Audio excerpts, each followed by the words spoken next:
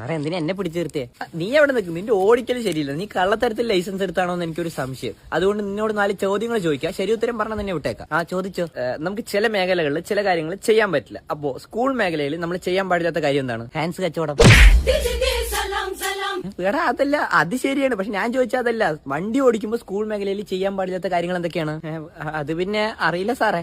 Best. ശരി, simple ആയിട്ടുള്ള ഒരു ചോദ്യം ചോദിക്കാം. നീ ടൗണിലൂടെ പോയിക്കൊണ്ടിരിക്കുകയാണ്. അപ്പൊ ഒരു ജംഗ്ഷൻ എത്തിയപ്പോൾ അവിടെ ഒരു ട്രാഫിക് പോലീസ് ഉണ്ട്. ആ ട്രാഫിക് പോലീസ് നിന്നോട് ഇങ്ങനെ കാണിച്ചു. അതിനർത്ഥം എന്താ? അസ്സലാമു അലൈക്കും.